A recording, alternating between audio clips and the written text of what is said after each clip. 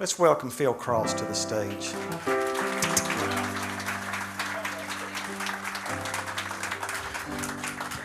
Hey, Mark.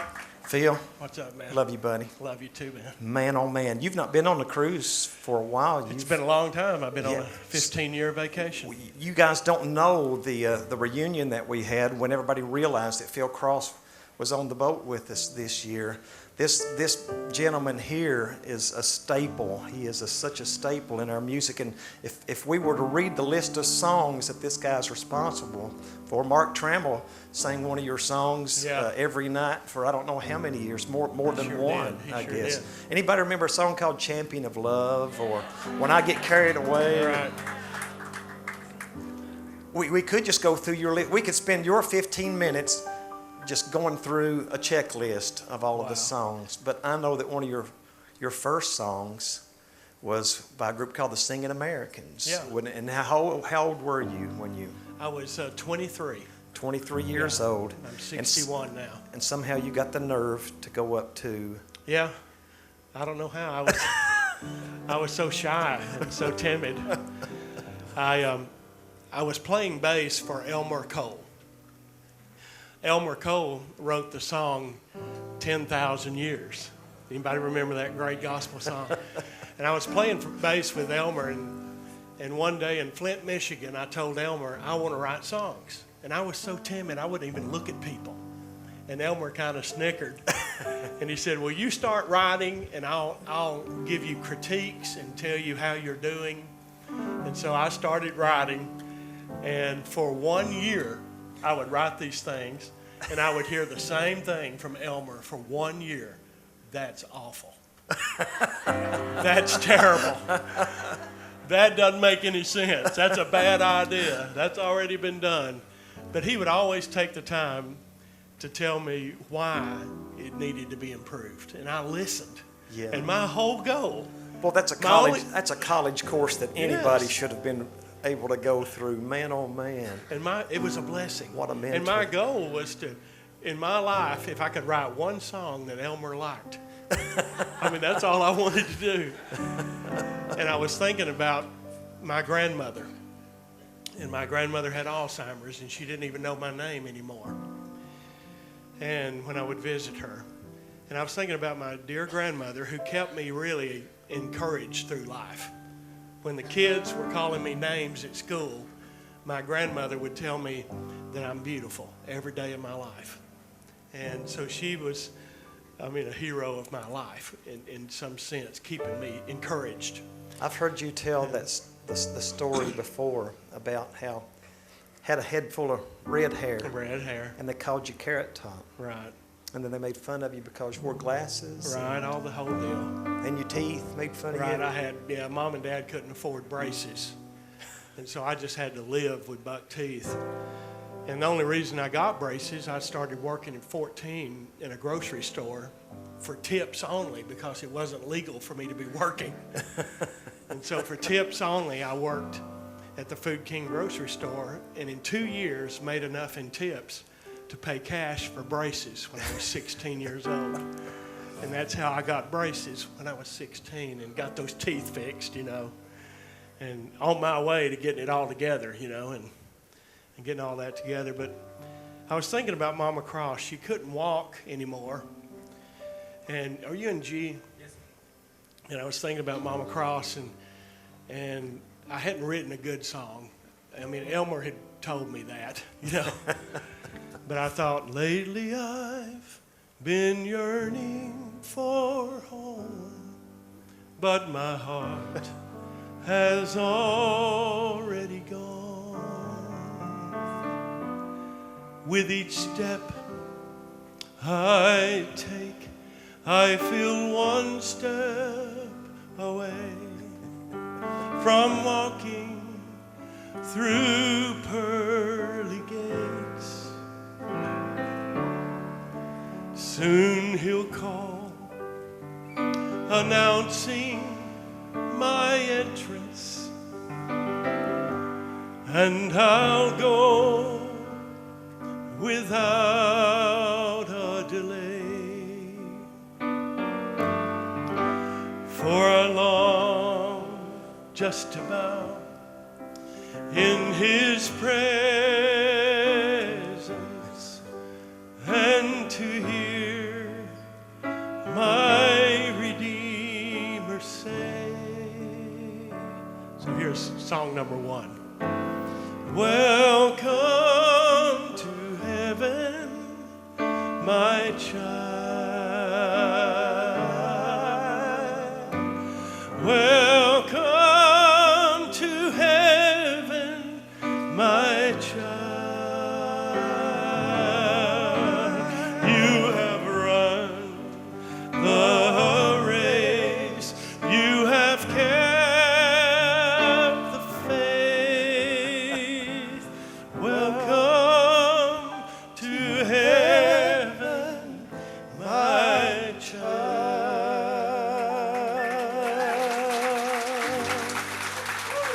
Yep. And That's not a bad first song. well, I called up Elmer and sung it over the phone, and he said, "That's it." You finally, And listen at this. you were ready to quit, weren't you? That was the goal. No, I wasn't going to quit, man. I was not going to quit. I was going to keep on. And Larry Goss was in Elmer's studio, and Elmer said, "If you'll come up here tonight, we'll get Larry to play the piano and do your first demo on your first song."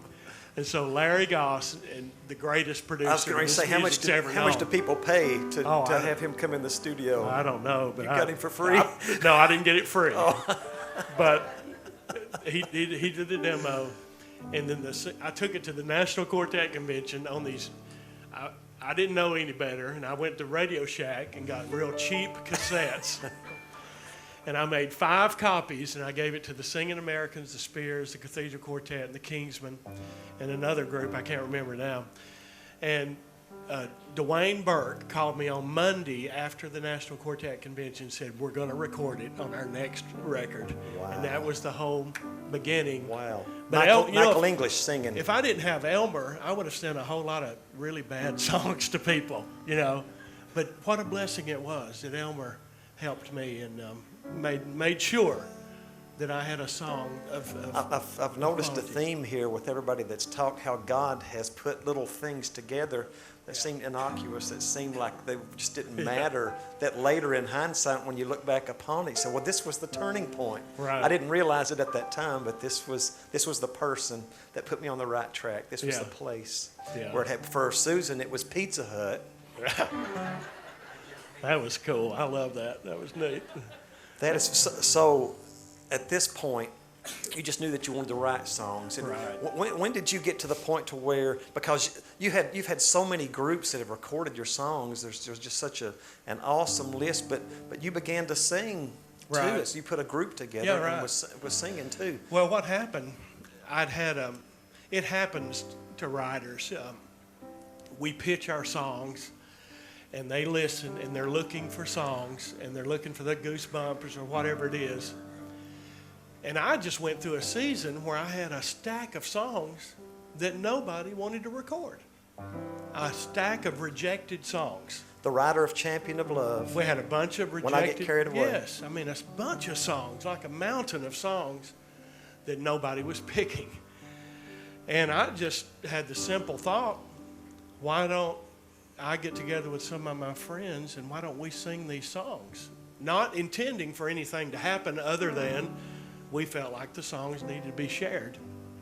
And so me and a couple of friends, Dale Brock and Howard Stewart in Chattanooga, formed this group called Poet Voices. And we took all the rejected songs and put them on a CD. And one of those rejects was a song called Jesus Built a Bridge. And Chris White heard that we were doing this. I don't know how he even heard, because we weren't making a big deal of it. And he heard about it. He said, guys, if you'll let me, I'll send that to radio. I said, well, why not? And so Chris White sent that Jesus Built a Bridge to radio. And the reject was #1 in America for 3 months. And And then God did all that. We didn't intend for that. Chris White, who is one of the co-owners, presidents of Sunlight Records, which is responsible for a lot of the groups that are on this Kingdom Heirs and McCamey's, Kingsman, Tallies, Ivan Parker, many artists who has an ear and an eye for talent, saw that what everybody else was passing over, that he saw the value in it. Well, it was a blessing. It was another one of those people that came along so that God could do what God wanted to do. You know, God has a big plan for everybody. He don't have little plans. He's got big plans, and thank God that He makes a way for us to do that. Now, is it true the story that I've heard that was it the Hoppers that called you up from the studio, wanting a song one time? They did. And you were on your way out for breakfast? Yeah, man. Well, no, Dean Hopper woke me up. I mean, he had the nerve to call me about 9:30 in the morning. I never get up that early. That's early for gospel singers, y'all. And Dean woke me up, and he said, "What are you doing?" I said, "Well, I was sleeping, but you can call anytime. What do you need?" And Dean said, "Well, the family is doing a record, and we need one song. We're one song away from a complete good record." And I said, "Is that right?" He said, "Yeah." I said, "What do you need?" He said, "We need one of those Happy Heaven songs." He said, "Do you have one?" And I said, "No, I don't." And he said, "Well, would you consider writing one for the family?" And I said, "Well, of course I would. And that's up to God." And yes, absolutely. Yeah. And normally when groups do that, you've got about 2 weeks. I wasn't understanding. And then he paused and he said, "Phil, you're not understanding. I'm in the studio in Nashville, Tennessee. The musicians are right here. They're listening to me. We need the song today if it's possible." I said, "Dean, you woke me up. I'm hungry. I hadn't had my sausage and egg biscuit from Hardee's yet." And so he said, "Well, go get your biscuit, and why don't you go ahead and start writing that song on the way to get your biscuit?" And so I'm back in that pickup truck out of the driveway, and he said, "Heaven song." I said, "Yeah, I'm going to heaven. Yes, I am." So I thought, well, there's a pretty good idea. And so I said, "I'm going to leave some glorious morning. Yes, I am. Yes, I am." And when I pulled out there was a creek. And so I said, "Well, that's pretty good for the second line. I'm going to cross that chilly Jordan. Yes, I am. Yes, I am." And then every time it sprinkles, that creek floods. So I thought, that's a pretty good third line. "Though the water is deep and the river is wide, I'm going to stand on the other side. I'm going to live in heaven someday. Yes, I am. Yes, I am." So there's my chorus. I'm about a mile from the house. So I'm thinking yes is a positive word. You know, we do grammar studies. You know, you do that. Well, yes is a positive word. So to get to this yes, why don't I use other words that are positive, like settled, certain, sure, I am, I will. So there's the first line of the first verse. "It is settled, I am certain in my heart and in my mind. I will pass the glory curtain and I'll leave the world behind. I will stand with the immortal with a happy land in view. Then I'll journey through the portal down a golden avenue." So there's the first verse. I'm about 2 miles from the house and there's a red light. I'm waiting at the red light. And here I am waiting at a red light for my sausage and egg biscuit. And I look and there's Hardee's right there. And Hardee's is packed. And I'm just going to go through the drive-thru. And I'm thinking, I'll be waiting over there. I'm waiting here. So there's the second verse. "I'll be waiting at the station, listening closely for the call. I have made my reservation through the one who paid it all. Not by might, not by power, but in Christ alone. I'm leaving any moment, praise the Lord, I'm going home." To eat your biscuit.